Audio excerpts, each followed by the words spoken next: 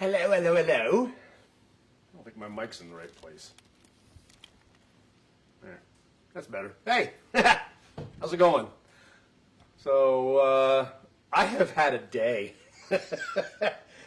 I have had a day. So, a few days ago, the internet, well, the power went out. Just like bip, bip, bip, 3 times, that quick, back on. And I had already been having trouble with my internet router. And so I spent like half the day getting that figured out a week ago. And then a few days ago, power, blue. And it screwed up my router again. So for those of you who watched the Bourbcast last night when we were doing margaritas for Cinco de Mayo, that's why the stream looked awful. You still hear it, but it looked terrible. It was all stuttery and poopy, and it's because of the router. So I spent time today, and I went to the place, and I got a new router, which means that I had to completely redo the special lights that I have hooked up into my Amazon Echo, and I had to redo. I still can't get the printer to print, so I'm going to be looking off my computer for the facts about today's bourbon. It's not the way I wanted it to be, but it is what it is. So, hello. Kevin, welcome, sir. I'm glad you're here. Kevin has been sitting on a bottle of Angel's Envy for a while, and he's not a big fan of these wine casks, so tonight's going to be interesting because Angel's Envy is the one that we're going to be doing tonight, and it just happens to be one of my favorites. It is in my top 10, and we're going to talk about this one a little bit today. Again, I got my notes on the computer, so I apologize for not looking at the camera all the time. I apologize for not looking at the Facebook stuff. It's been a day. So, all right,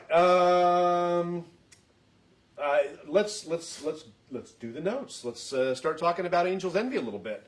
We are going to do a mixed drink tonight. I wasn't sure I was going to, but I am now because I was able to get everything that I needed to get. And I know that you may not have everything, and that's okay. Just pay attention. And when you want to make it later, some of you may not even have a bottle of Angel's Envy. So when you want to make it later, when you find the Angel's Envy, you can do this with any bourbon. But this one is just a little bit different. And when you find a bottle, then you'll have the recipe and you can make it then. What I may do is put it on my blog, beautifulbourbon.com. Put it on Facebook too. But it'd be really nice if you go to the blog. Okay, well. All right, so Lincoln Henderson is a name that you may know. He is in the Whiskey Makers Hall of Fame. He worked with Brown Foreman. I don't know why that all of a sudden fell out of my brain. Brown Foreman, and he is the guy, he was on the team that created Gentleman Jack and Woodford Reserve. So the guy's got a history of knowing how to make bourbon. And he retired. But he actually came back out of retirement so he could work with his son Wes. His son Wes wanted to do something with him, and so he came out of retirement. And Mr. Henderson was well known at carrying around this little black book, and he would write these ideas down in his little black book. And this was one of the ideas, which is a finished, yes. It is a straight bourbon finished in port wine casks. So that's what this is. Cheers. Cheers, Kevin. So this was one of the ideas that was in the little black book, and his son Wes wanted him to do it, so he came out of retirement, and they started this new thing in 2011, and they officially opened in 2013. So let's get into it here. His son Wes and his grandson Kyle, and his other grandson Andrew is kind of getting into it too, it looks like. They are the Hendersons behind it now. They filled their first barrel on September 3rd of 2016. So this is not an old company. Let's see. Angel's Envy is handcrafted. They do not make huge amounts of this, although I think they're in the midst of expanding right now. But they are small batch whiskey. They do 8 to 12 barrels at a time. They do handcraft their own bourbon now. It used to be handcrafted elsewhere, presumably MGP in Indiana. The Angel's Envy Rye, which I do have, but wasn't going to bring upstairs, lest I tempt myself to open it. I only have one bottle of that. The rye is sourced from MGP. The bourbon that they put in the finished bourbon is not. Okay, not anymore. It was for a while, for the first couple of years, not anymore. Let's see. The bourbon is typically aged about 6 years before it is then transferred to French oak ruby port wine casks imported from Portugal. Let's see. That's where it's aged from 3 to 6 months in those casks. Now, Angel's Envy was one of the first to do this. It's a technique that is normally attributed to Scotch, as they will sometimes finish their scotches in different barrels. So when Angel's Envy started doing it, it was kind of new. Now a lot of people are doing it, and it's actually a good practice, I think, because it gives people different flavors of the same thing. Rabbit Hole is a big one that's been coming out with a lot of different things. They've got one now that's going to be aged in Japanese casks. So I'm kind of looking forward to that one. Let's see. So Angel's Envy, the name comes from the evaporation. About 5% of Angel's Envy, the bourbon product, is lost to evaporation every year, and they kind of called that the angel's share of bourbon. And then they tasted it and they said, wow, I'm glad we got this part. So the angels are envious of our drink. You know what? Let's get this opened. It needs to breathe a little bit, right? So the angels are envious of what we get to drink. Therefore, Angel's Envy. It's got wings, and so I'm going to keep talking about this after I open it, give it a chance to breathe. I'm going to go ahead and pour it, actually. I'm going to go ahead and get it poured so it can think about what it's done. It's its punishment. That's good. All right. Okay, so what else? Okay, so there are 5 or 6 different, so you can't get all these at once. But there are several different Angel's Envy. There's this one that's port finish. Okay, port wine barrels from Portugal. Then they've got the rum finish, which is the Angel's Envy Rye. And like I said, I have that, but I didn't want to tempt myself and make myself open it because I've only got the one bottle. The rye only comes out twice a year. So if you're having trouble finding it, that's why. When I was at Angel's Envy, oh shoot, I didn't prepare everything. Darn it. I had pictures I was going to show. I'll put it on Facebook later. It's not that important. But I was there in October of 2019, and I got a bottle of the rye, and they said it only comes out twice a year. That's what they told me. So who am I to argue? If it only comes out twice a year, it only comes out twice a year. Let's see. So they have that. That's the rum finish, Angel's Envy Rye. Then they have a cask strength. The cask strength was limited edition, and now it's starting to get out there more and available in all 50 states. It's 120 proof, and it's one of those that everybody's searching for right now. They want the big one. There's also a sherry cask. It was very, very limited. It's still out there a little bit. It's from 2019. This was kind of a funny story. They put it in Oloroso sherry barrels and put it in the rick house and forgot about it. That's what they claim. They just flat out forgot they did it. So it aged a little extra long, but they said it's one of the best things they ever put out.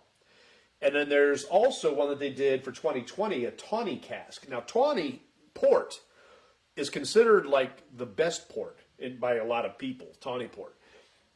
So they did a tawny port in 2020, and that was really exclusive, and they had that in the casks for 10 months. Now they've got another one, and I haven't heard much about this. Angel's Envy Japanese Mizunara finished bourbon. It's in Japanese Mizunara oak casks in celebration of their 10th anniversary. So it's sold for $350. I don't even know if it's out there anymore, but I would sure have liked to try that. That would have been neat if it's still even available. I don't even know if it's available anymore. One of the things that I found out about this, and I don't know if there's any way to tell. I'll be darned. Yep, there it is. On the cork, on every Angel's Envy cork, it says 1010. So that was when Angel's Envy was first supposed to come off of, well, the assembly line. Let me say it the way they said it so I don't mess it up. Okay, the first whiskey was supposed to have been released in October of 2010, but they delayed the launch for 6 months because they didn't think it was perfect yet. So what they have done is they stamped their corks 1010 to celebrate the first Angel's Envy coming out, and then it was 6 months late. Well, they decided not to change the cork. And even to this day, the corks still say 1010 on them because it's a reminder to them that they have to let it sit. It can't go out until it's perfect. I think that's kind of cool. Just a little Easter egg I found out today. Let's see. So, distilling of Angel's Envy. They moved into their new place in 2013. Before that, it had been other things. It was a factory, and it was an elevator company. It was a bunch of different things in downtown Louisville. They moved Angel's Envy into the building, and the company started in 2011, but they got started really in 2013. And what was I going to say about that? Oh, it was the first working distillery in downtown Louisville, which is interesting for downtown Louisville. I mean, you'd think, they've got a lot. They got Michter's, they've got Evan Williams, they've got Old Forester. They've got a bunch of storefronts downtown. But this was the first one to actually start making their whiskey and distilling it downtown. Let's see if there's anything else. So that's about all the information I have. So good. We got through it. I didn't have to print it out. Fantastical. Tom says I froze up. I'm looking at it right there. I didn't freeze up. Shut up. Maybe you froze up. Your internet's not so good. Your phone signal sucks too. We were talking on the phone last night. His phone sucks. All right. Why won't this? Okay, there we go. All right. So let's get into Angel's Envy, shall we? It's been sitting for a few minutes. I don't know exactly how long. It's been sitting a while. All right. Let's get it underway. I need to bring up my thing again because it has tasting notes on it. And you can hear my dog tasting his water off camera. I'm going to start taking their food and water up while I do this because it's just a distraction.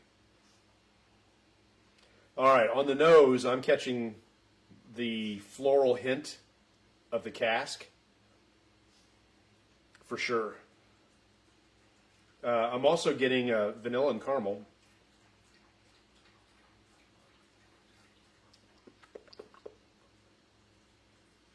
Just let me know. If I drink that loudly, just let me know. Say, hey, could you not sound like your dog?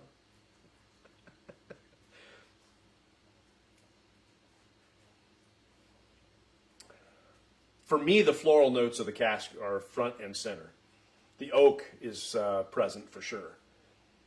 I'm not catching a strong ethanol. It's very smooth on the nose. This is really a nice nose. Now, let me see what they say. Subtle vanilla, raisins, not getting that. Maple syrup and toasted nuts. Yeah, if I really concentrate on the maple syrup, yeah, I'm not getting the toasted nuts, but I am getting the oak and the wood and the wine. All right. Let's do it.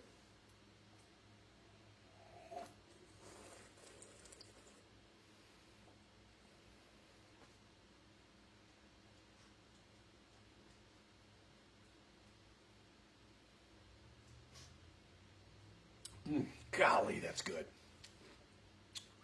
Okay. The ethanol is stronger on the tongue.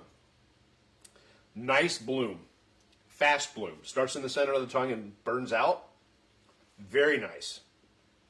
Gosh, I don't even know the proof on this. 43.3 APV. So, what, 86 proof? 86 and a half? It drinks like it has a higher proof. It has long legs. Hi, Nate. Hey, Nate, how are you, man?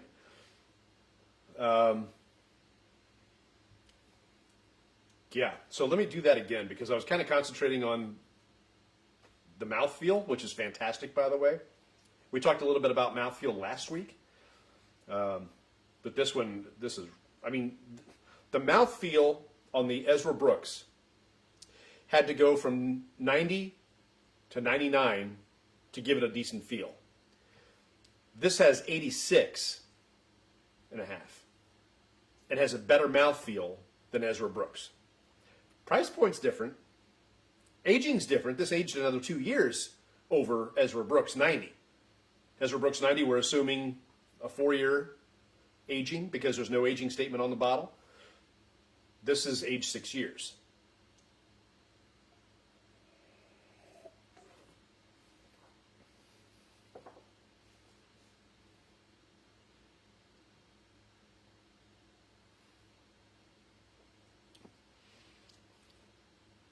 For me, that oak is really present. The definitely, I'm getting the port wine barrel. It's gonna age anywhere between 3 and 6 months in those barrels, and they're importing those barrels from Portugal, and not all those barrels are going to be the same. So some of them may get their expression in 3 months, and some may get it in 6. I'm detecting some hazelnut, some nut of some sort. I'm getting definitely the port barrel, the oak, the caramel's still there. Now on the finish, I'm catching some raisin and hazelnut, maybe almond instead of hazelnut. It's not as sweet as hazelnut. I'll say almond. Or walnut, somewhere in that really earthy, nutty zone for the finish. What they say is that on the palate I should get vanilla. Yeah, it was sedate compared to everything else. The vanilla was stronger on the nose than it was on the palate for me. Ripe fruit, I'll give you that. They're still saying maple syrup. Toast and bitter chocolate. Chocolate, really? That was really evident last week with the Ezra Brooks. I don't know about that.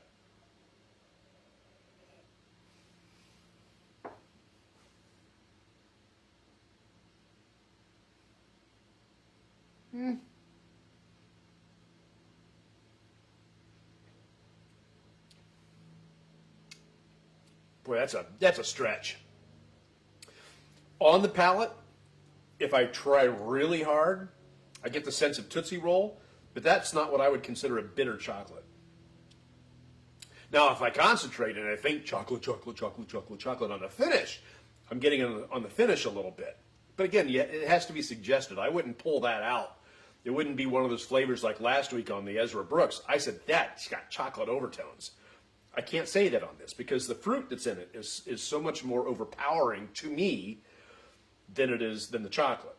So, it's kind of interesting what they say there. Their finish, they say, is clean and lingering sweetness.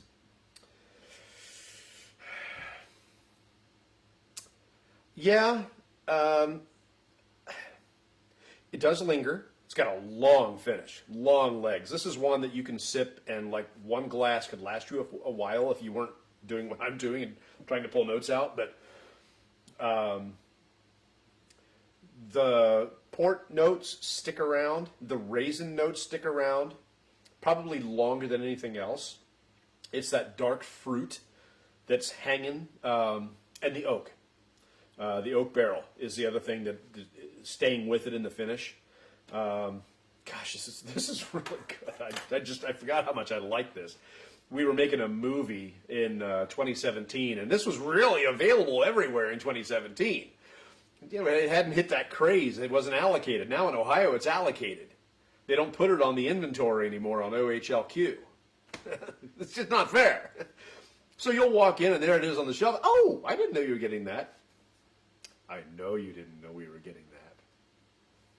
So, but it was really popular in 2017, and there was a lot more of it, and because people hadn't quite caught on to it yet. So I had a couple bottles of it. And the cast and crew were at the house, because I've got a little bourbon dungeon here. And we were all passing the bottle around, and the one guy wanted to drink Pabst Blue Ribbon. That's what he wanted to drink.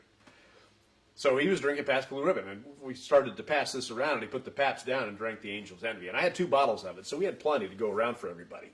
But since about that time, it's been tougher and tougher to find, and I hadn't had any for a while until I went to the distillery in 2019 in October, and I picked up a bottle of the port finish, and I picked up a bottle of the rye, which again is only available twice a year. And I haven't opened the rye, and I'm not going to until I get a second bottle of it. But this I've been pretty lucky, and I've had a few bottles. I've gotten a few bottles of it now, so I wanted to open it and give it a shot. This is definitely one of my top 10. I really like it. Oh, Kevin, I want to see what you think. I did enjoy it a lot, so maybe I don't dislike all wine finished bourbon, but somehow don't like it on ice sphere. Cheapens it to me. Well, we're about to find that out.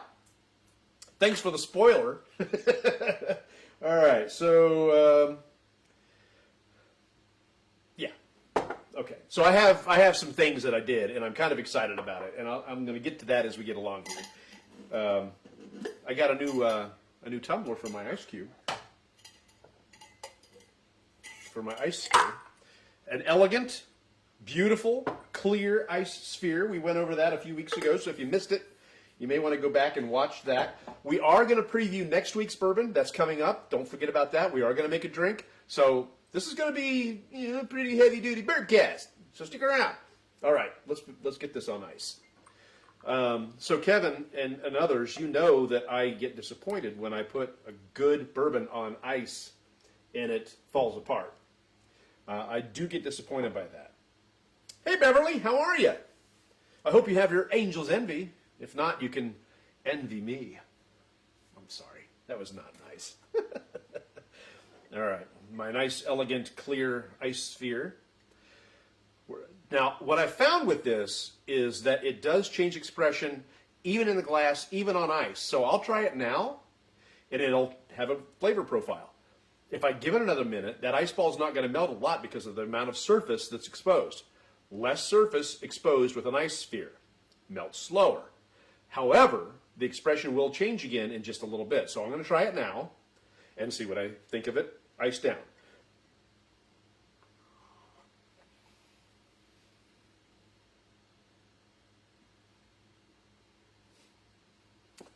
What's that? Was nice. Beverly. Beverly's my friend. Beverly's been my friend for a long time. Okay, so right now, Kevin, and others, I would not tell you that I'm losing much on the sphere yet. I'm going to let it sit a minute. I will tell you that what I am getting is more caramel or caramel. I don't make enough money to say caramel, and I don't have a college degree, so I'm not allowed to say caramel. Caramel.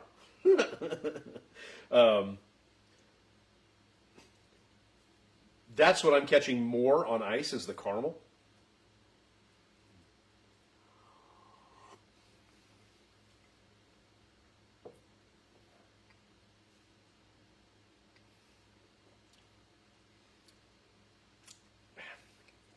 Not sure I agree with you, dude. For me, now maybe I'm not letting it sit long enough, but for me it's holding its character. It's losing the ethanol sting, but I got to say, I'm catching that vanilla again, and I'm catching that oak and that port, that wine, that fruit is still there. The legs are not as long, but they're still long.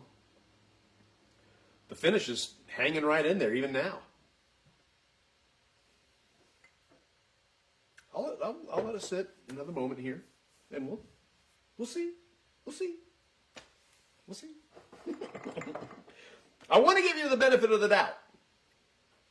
All right. Here we go.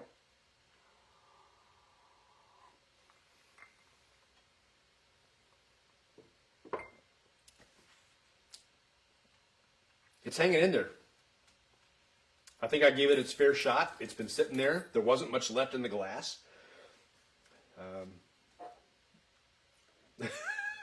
I'll give it one more try. We'll let that sit there.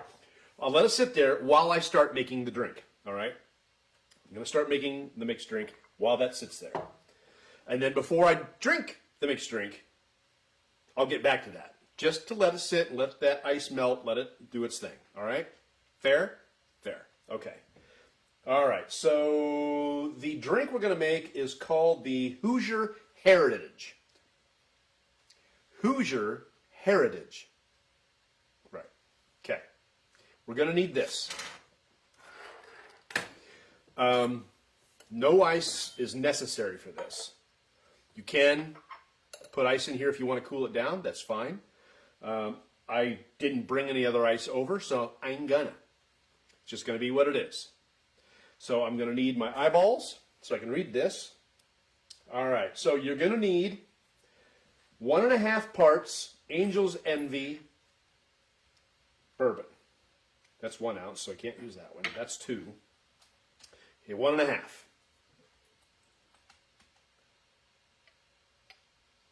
I'm looking forward to this one, guys. I'm telling you, this is going to be good. All right, so 1.5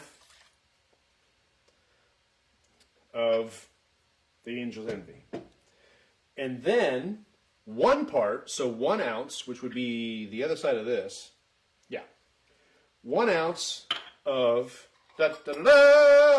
apple cider. Now, let me tell you this. If you have not had bourbon with apple cider yet, you're missing out on something really exquisite. Now, this is going to have other stuff in it. Don't get me wrong. But just to do bourbon and apple cider is fantastic. Somebody told me about it. I'm like, are you serious? And I'm like, he was like, yeah, you got to try it. It's really good. I was surprised. Okay, so anyway, so we have 1.5 Angel's Envy, 1 part apple cider, 1/2 part fresh lemon juice. Now, I did bring over a lemon, but I am not 100% certain that I'm going to be able to get 1/2 ounce out of that. So I'm not even going to play. I'm going to use this lemon, so I know that I'm getting the right thing. All right, so this one is 1 ounce. Hi, Robert. This one is 1/2 ounce. I got a lot of jiggers. I like them. I got 2 more downstairs I haven't even opened yet. I'm trying to be careful because I don't want to spill it all over myself like last week. All right. So we got that. Put the lid back on there so I don't spill it all over myself like last week. Now you're going to be going back and watching it. All right. And then 1/2 part, which was this one, of maple syrup. Oh, this is real maple syrup. This is not pancake syrup. This is the real deal. Oh, look at that. Oh, that's just the nectar of the gods right there. Oh, num, num, num, num, num, num, num. I put this in my sausage recipe. That's why there's so much of it. Well, was so much of it. I just want to. Oh, it makes me so happy. I love real maple syrup. Aunt Jemima, that's not even, don't even. Well, whatever it's called now, even, I don't even know. Okay, so that's what we have. And then you add, do I do this now? No, I don't do that now. Okay. I was supposed to put ice in the shaker, and I didn't do it, but that's okay. It'll be all right. I might as well do this, so that way I can put it over ice.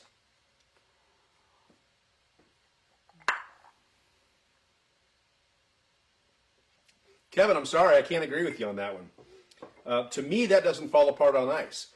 And I have previewed enough bourbons that did fall apart on ice to be able to give you an honest impression of that. And for me, the expression changed, but it didn't fall apart to me. There are some that when you put it on ice, everything that you got on it neat just gets dusted like our Marvel superhero. You know, in what was the Avengers Infinity War, when they all fell apart to dust. Some bourbons do that on ice. This one, to me, didn't do that. Now, I know that you and I have a different expression, a different feeling about these special finished bourbons, but to me, I do prefer it neat still, but I can't tell you that it fell apart. I just don't think it did. Mac, how are you? Thank you for joining us. I'm glad you're here. We're just about to pour out a cocktail. I'm going to pour it on this ice sphere since I didn't put any ice in here. The cocktail is called a Hoosier Heritage. It has 1.5 ounces of Angel's Envy. It has 1 ounce of apple cider, 1/2 ounce of lemon juice, 1/2 ounce of maple syrup, and now we're going to mix it, or now we're going to shake it. Okay, and you can put ice in your shaker if you want. Kevin's talking to me. I tried both again, lost that higher proof feel. Yeah, that I will totally agree with that idea. This is 86 proof, and it's got a great mouthfeel, and it's got a nice alcohol burn. It doesn't present itself as an 86 proof finished bourbon. Yes, you lose that part of it, but the flavor profile isn't dispersed.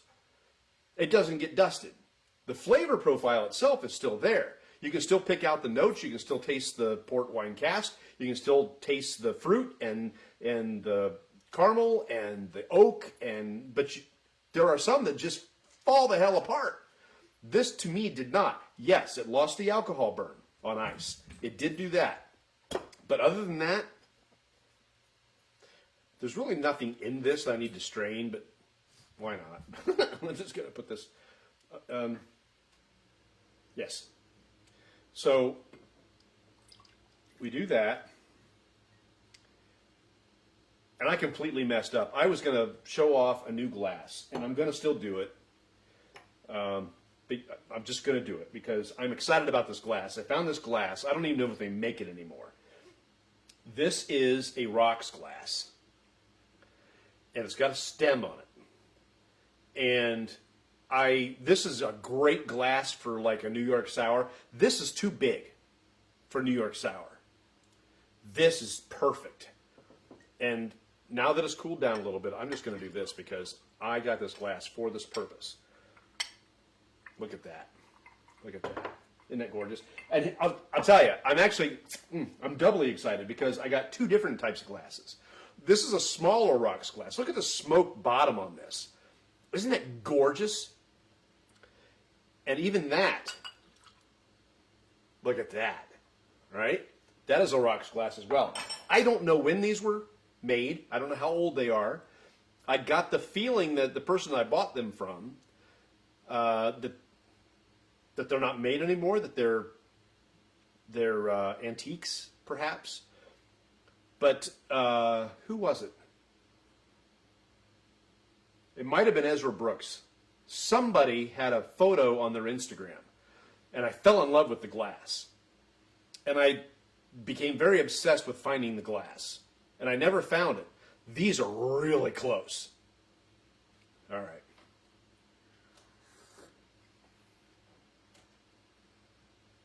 Ooh, that is really good. It would be better had I left it on ice to cool down or shook it with ice to be cold. So I'm going to pour it back in there so it can cool down, even as much as I really like these glasses. I'm going to let it cool down because I think it'll be better cool. I'm going to go over the ingredients one more time because you may or may not have Angel's Envy and you may or may not have some of the stuff that I've got here.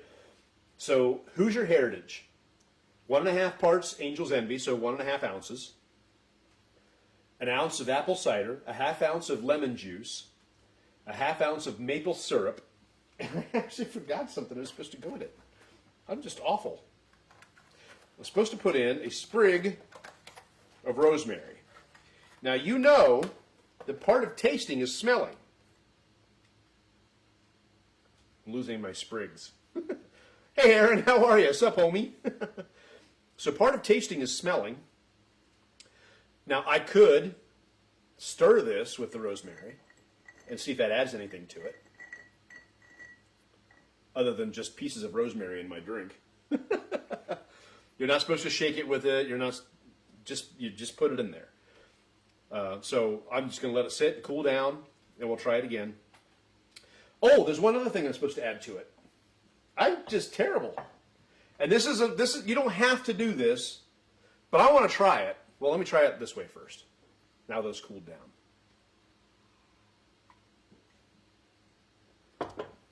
Rosemary. Yeah, it's definitely better cooled down. Now, this is cayenne pepper. They're saying, and I think, no, I'm going to wait. I'm going to wait, and I'm going to pull that out of there again and go back to this glass. Because I want to be able to do this right. Yet if I do it on this, it's going to get on the ice ball, and it's just going to mess everything up. So I will give it a stir, just to cool it down.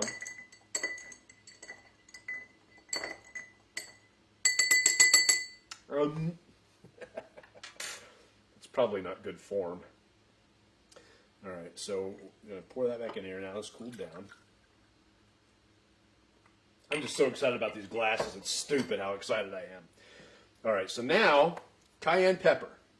Just a little bit on the top. I should have cut that rosemary in half. It looks stupid. All right. Now, this is a Hoosier Heritage. One more time. 1.5 ounces Angel's Envy. 1 ounce of apple cider. Half ounce of lemon juice. Half ounce of maple syrup. Sprig of rosemary. And a pinch of cayenne pepper on top.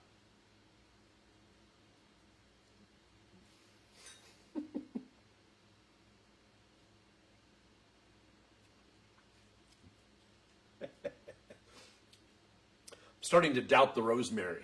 There's like rosemary in my glass.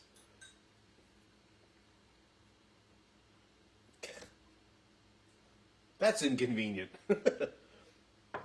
Really good on chicken though. I've got a chicken recipe that's rosemary and honey and Dijon mustard and garlic. It'll curl your toes. It's better than sex. I promise you. All right, so back to this.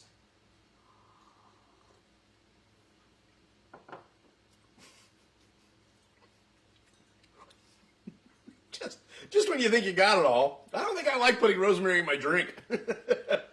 That's a mess. It's delicious. It's fantastic. I love it. This is a drink I could make again and again and again without this frickin' thing. Oh, still one in there. That's just funny. Yeah, it's just funny right there. I don't care who you are. So, you know, it's not possible anymore to say that's funny without completing the sentence with, I don't care who you are. Larry the Cable Guy has destroyed pop culture. Okay, anyway. So Angel's Envy, my favorite way to drink this is still going to be, and you can make this with anything. You can make this with any bourbon you want, or rye, or whatever. Angel's Envy is one of these rare jewels that, for me, doesn't belong in a cocktail. It's just that good to me. It's in my top 10. It's been in my top 10 since I first tried it. It has never dipped out of it, and probably never will. It's just a superior pour, and if you can get a hold of it, a friend of mine, Jeff, who's normally with us and isn't here tonight, watching, He is in the National Guard. So once a month he goes off and he does his National Guard stuff. And he was on base and he messaged me. He says, hey, they have this, they have this, they have this. What should I buy? And one of the things was Angel's Envy. And I said, buy that. Because everything else that he had on the list, you can buy it pretty much all the time anywhere. But Angel's Envy, again, has become more allocated. It's become more popular. It's harder to find. And the rye particularly only comes out twice a year, so that's really hard to find. The barrel proof has been really hard to find. So he asked what to buy, and I said, get the Angel's Envy. You'll not regret it. So he took that to his maneuvers, his bivouac. And he drank a little bit of it, and on the way back home, he stopped back at the base again and bought a second bottle of it, because I was right. If you have a chance to pick up Angel's Envy, I would say to do so. It's just one of my favorite pours, neat. I don't mind it over ice. I don't mind it in a cocktail, but golly, there's so many other things that you can put on ice and on a cocktail that probably are better for it. This is better neat to me. If you're going to mix with something else, drink this neat. If you're not a neat bourbon drinker, don't buy Angel's Envy. Just the way I feel about it. Now, if you want to buy it and share it with people, like me, then sure, buy it and share it with me. But otherwise, I would say that you should buy something else if you intend to mix with it, or if you intend to put it on ice. This is just a very eloquent bourbon with an eloquent flavor, and one of my favorites. So thank you for watching. If you have any questions, put them in the comments, and I'll get to them. I know I've been kind of half in and out because of all the different things I've got to look at here. But if you have a suggestion that you want me to try, let me know what that is. Here's the preview for next week. This is readily available. You shouldn't have too much trouble finding it, but it's one that I haven't tried before, and I'm looking forward to trying it. I have a couple bottles of it. I bought the first one because it was different. Bought the second one because I saw it again, and I knew I wanted to try it for a Bourbcast. So, da-da-da! Old Tub. I haven't gotten a picture of this yet. I know I need to, and I will. I have an idea in my head, like I always do. But Old Tub will be our straight bourbon whiskey, Kentucky straight bourbon whiskey. We talked about that last week too, what makes a Kentucky straight bourbon whiskey. If you missed it, go back and watch it. But Old Tub is what we'll be drinking next week. So I'm excited about this. I haven't tried this yet. It says it's unfiltered. We're going to explore that. But Old Tub is next week. Be looking for a photo of that on Instagram at Beautiful Bourbon. And of course, Facebook where you are now. And on our blog at beautifulbourbon.com. Thanks for hanging out with me. I appreciate it. I have fun with this. I'm glad you're here. I'm glad you enjoy it as much as I do. Nate and Aaron and Kevin and Mac and Robert, Beverly, everybody that came along, and what was that? Randy. I didn't say hi to Randy. Hi, Randy. Thank you for watching. Do I miss everybody? Nate, Tom. Yeah. So for all of you who decided to tune in, you are here now. But after we're done, there's going to be like another 100, 200 views on this thing. That's what I found, is that people can't always be here now, but they'll come back and watch it later. I love that.